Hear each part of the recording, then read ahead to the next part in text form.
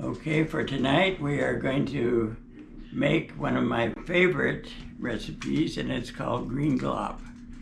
Now, as I've said before, my mother wanted us boys to learn how to cook, and she taught us everything that she knew, but she never used a recipe. So I always have to have some sort of a crutch to use in order to remember what the ingredients are going to be. And remember, everything that you prepare requires ingredients. I use Popeye the Sailor Man as my crutch. Now, most people know about Popeye the Sailor Man. He and I were born the same year, or pretty close to the same year, 1932 or 1933.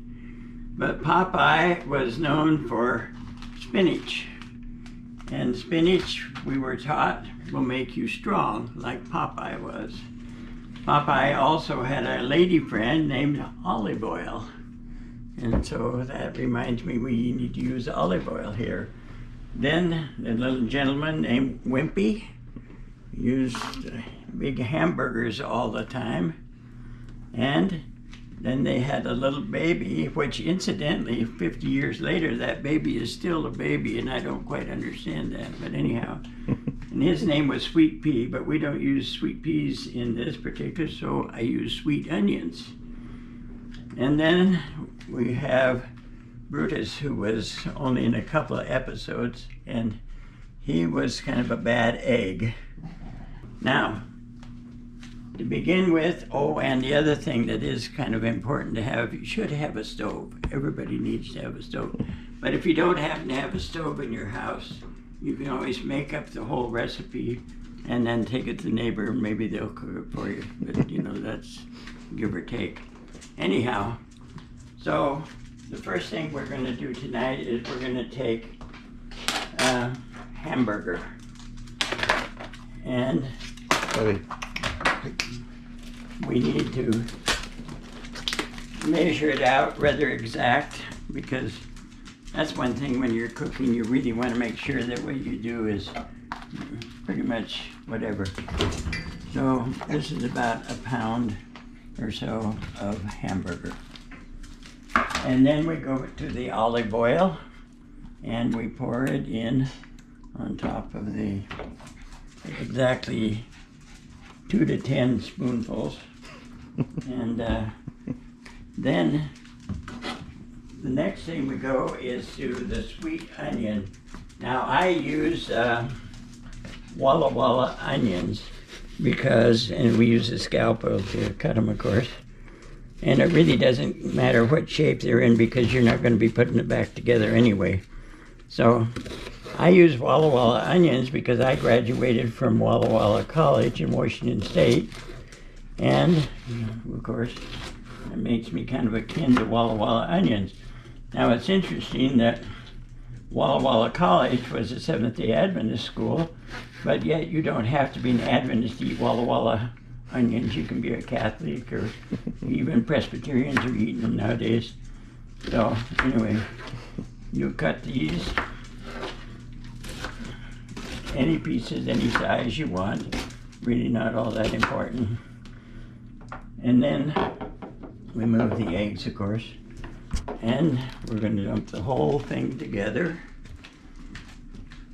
Now, I think in previous cooking exercises, we've discussed about atmospheric pressure and barometric pressure, so that you know that once you turn the flame on, the molecules in your ingredients here begin to swell, and they bang against the walls. I thought it was referred to as stuff, Keith. Well, I can use either stuff, but I learned about what ingredients are. So, so anyhow, so we stir it all up and we just let this cook for a little bit here.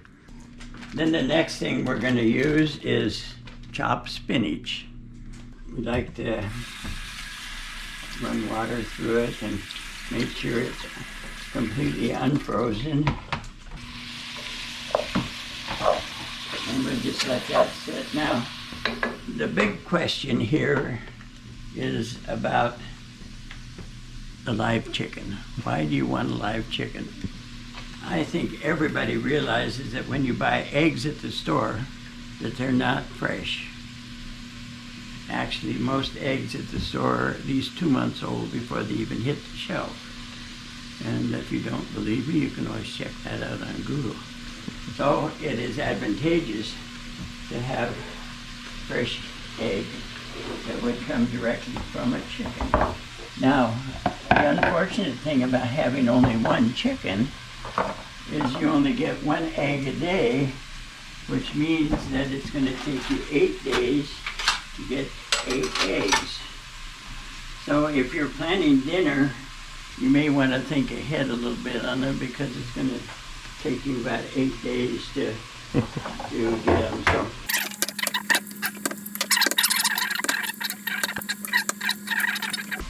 And that's another thing that you want to remember when it says use 8 eggs.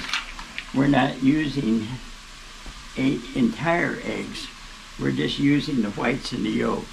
The shells we don't keep at all. We throw them away. Now I like to use exactly 5/8 of a half cup of milk. And so you just kind of pour it in. Oh, that looks pretty good, doesn't it? And then the next thing is you have to break the yolks, of course, and stir them all up. Now this will go in a separate pan, and you have to remember to go back and stir your first hamburger and your onions once in a while so that they don't completely burn or whatever. They smell good, but I don't suppose everybody can smell that, can they? But I can smell it, Keith. now we have to figure out, this is my new stove, you know, and so I have to figure out which lights what. This doesn't seem to light in. Oh, that lights that. Light your hair on fire. I think I told you, Linda, last time that I had to get a new stove because the repairman had come out and he said my oven was out. But I knew that wasn't true. We could have been here all the time, but anyhow. So I went ahead and got a new stove. One of the big things when you get to be my age is to make sure you don't dump the whole thing on the floor, which can happen, which actually has happened. Okay. I think it's kind of interesting that in Popeye, little Sweet Pea was not really a member of the family. According to the comic strip, Sweet Pea was just left on the porch, and Popeye and Olive Oyl, or Popeye, adopted him, I guess. But I don't know about you, but I don't know. I'm not sure there wasn't a little bit of hanky-panky going on around there, but anyhow, we don't want to judge people. So, okay. Look at my new stove, has numbers 6, 7, and 8. That's fantastic. I have no idea what it means, but it's really neat. And we just stir this and stir it until they turn into scrambled eggs. Now, I don't know why they call them scrambled. I don't know what that means exactly either, but I go along with the flow and stuff like that. I don't worry about it.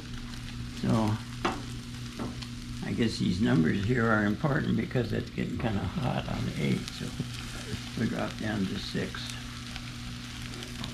So another thing we need to do is very carefully measure out a little salt.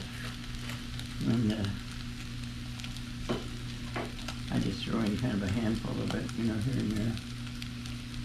That looks good. Just about right, wouldn't you say? Very precise. Yeah. And then I don't think you can use too much pepper in anything, but I have been known to. I guess everybody knows the little jingle, Popeye the Sailor Man. I'm Popeye the Sailor Man. I live in a garbage can. I go swimming with bow-legged women. I'm Popeye the Sailor Man. I think that was written by Shakespeare or Tennyson. I don't know which. It's kind of beautiful. Our meat and onions are just about done. So what we'll do is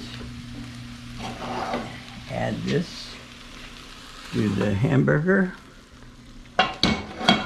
So now we have hamburger, onions, and eggs. And then, in order to make it green glop, you know, it's kind of interesting when you think about Popeye, which I don't know if anybody was or not, but I was, that we could have called it green spinach. But everybody knows that spinach is green, so that would be kind of silly to say, so. But nobody really knows what color glop is. And it's kind of interesting to me, and I think this is something probably everybody has pondered at one time or another. But when a tomato is green, it's not ripe. But spinach has to be green in order to be ripe. Now explain that one to me, and then I'll give you a degree. But anyhow, now we take our well-drained spinach and we mix it in with this. Sometimes you have to add a little water, but in order to bring it to a boil, and you understand we have to, the heat of this has to overcome the atmospheric pressure in order to boil, which is a very simple understanding. Speaking of water, you know how Catholics make holy water? No. They boil the hell out of it. Anyway, that's just something in passing, really not part of the recipe, but, you know. Okay. Well, you know, if you had several chickens like we did in Colorado, it was great. But unfortunately, one of them was a rooster. Roosters don't lay eggs. Okay, now we need to be pretty precise on our ketchup. You know, that's something you always want to measure out carefully, and so I always do. Okay. Now, my friends, that is green glop. Let's eat. And we usually let it cook for about a half hour, 45 minutes. Let's And eat later. And we know already that you're not having company for dinner tonight because it's taking you a whole week to get enough eggs to make the dinner. That doesn't look like enough ketchup, does it? You like? I like ketchup. I do. I like ketchup. Yeah. And this is Heinz ketchup. Last time you called it ketchup. Well, it does say ketchup on it. But when I was a kid, we called it ketchup. And we had a lot of things we did when I was a kid that we don't do today. So anyway, when you get to be 92 years old, the same age as Popeye, remember Popeye the Sailor Man and the concoction called green glop. And here's the finished green glop. Let's try it. Oh, hot. I forgot. Ketchup.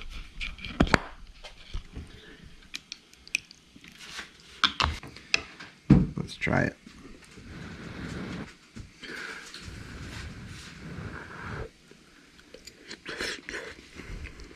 Mmm.